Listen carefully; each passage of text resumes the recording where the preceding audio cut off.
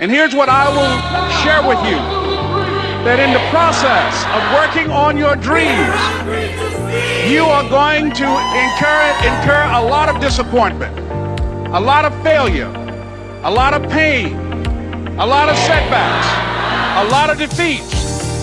But in the process of doing that, you will discover some things about yourself that you don't know right now. What you will realize is that you have greatness within you. How you doing? Boy, you got the Holy Ghost? What you doing, boy? What you doing, huh? My mother used to say, tickle, tickle, tickle, and I would hear that be hiding from her under the bed. As soon as she make that noise, tickle, tickle, I'll start laughing. And, oh, Mama, please don't get me. Now, this is my grandson. His name is Honor. Okay, this is my baby son, John Leslie's baby boy. How you doing? I'm doing good. You doing good? Mm-hmm. Very good. How old are you? 4. You're 4. He is 4 years old. I love you. I love you too, Grandpa. I love you too, Grandpa. All right. Okay. Very good. All right. Say it's possible. It's possible. Say it's possible. It's possible. It's necessary. It's necessary. It's you. It's you. It's hard. It's hard. It's worth it. It's worth it. It's done. It's done. Okay. Thank you. Yeah. Got to start about young. Got to start about young. Right?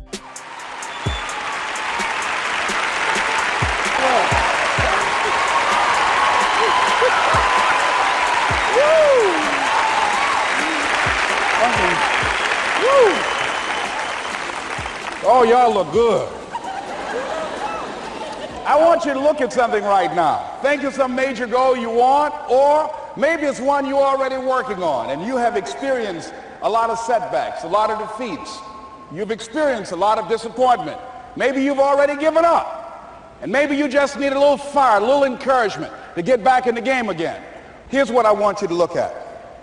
There are winners, and there are losers, and there are people who have not discovered how to win.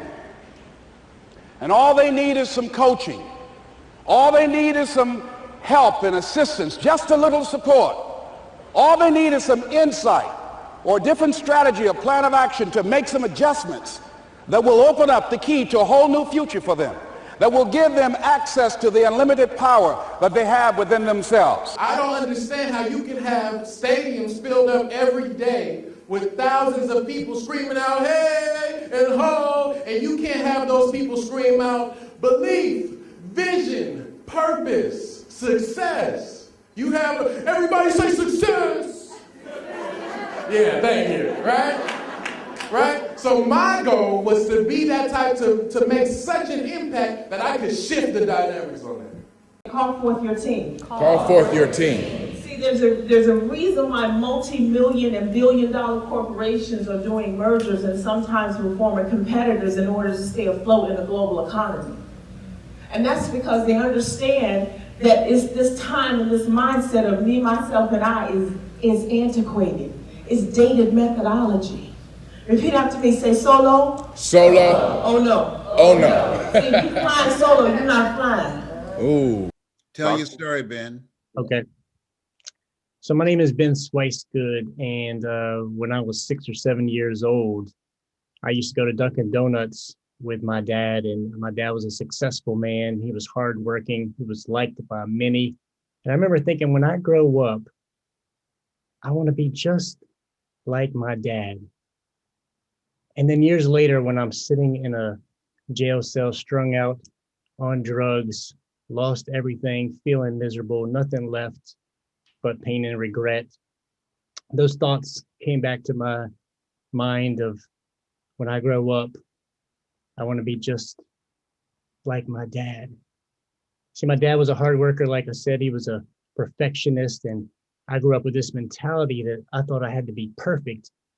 And when you try to be perfect and you try to fit yourself into a position or a place that you don't belong, like TD Jakes says, you pop out. And so I popped out. and went a different direction. And what I learned through all these experiences, and I want you to write these down, is I learned, number one, that you have to have the right mindset. I want you to imagine just for a moment that if you had a crystal ball and you projected out into the future, and if you could create any future for yourself, if you could take that moment in time and just create that future, what would that future look like now to you? You see, power is choice. And when you can choose your future, you have that power. New York City, we made it. I want to All righty. look at this thing. Can you motivate an unmotivated person? Yes.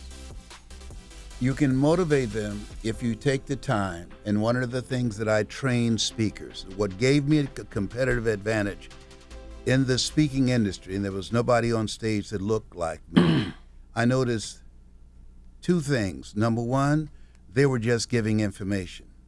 If information could change people, everybody would be skinny, rich, and happy. Information only impacts two areas of the brain.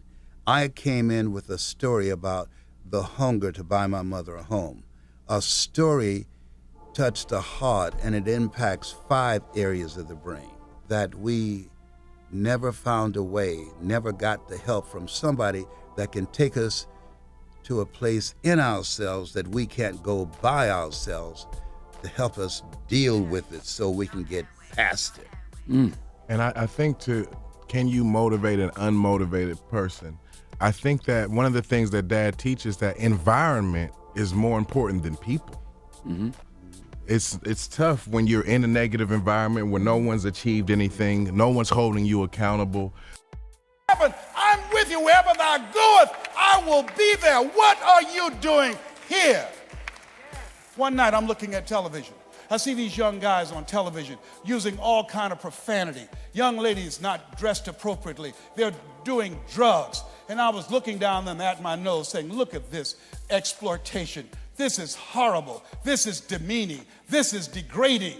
And as I sat there in the dark in my Fruit of the Loom underwear, God asked, what are you doing here? On the couch, talking about them. There's never been a statue erected to a critic, and you're cancer-free, you're debt-free, you're drama-free. I gave you the gift of word to inspire. Here you are sitting in the dark looking at these young boys, and they got somebody to buy into their dream. They got somebody to invest in their script. They got a cast, they got a crew, they got cameras, they got studios, they got it in theaters, they got it on television. You should be on television, and they should be on a couch watching you. What are you doing here?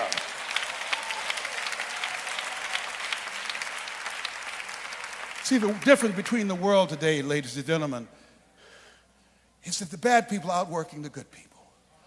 It's never been a statue erected to a critic. They work hard. Let us say together, it's my time. Say it now, it's my time. It's your time. You know who I'm talking about? You. It's time to leave the stage behind and be real. And there's nothing real about what you're doing if you're lying to yourself. Don't you want to be happy? Don't you want more out of life? Well, then tell yourself that satisfaction isn't enough.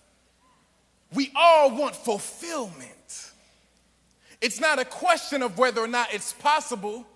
Conquering is part of your description. It is in your nature. The will to overcome and produce was designed to be a part of your genetic makeup. Wake up, wake up, wake up. My wife told me this great expression.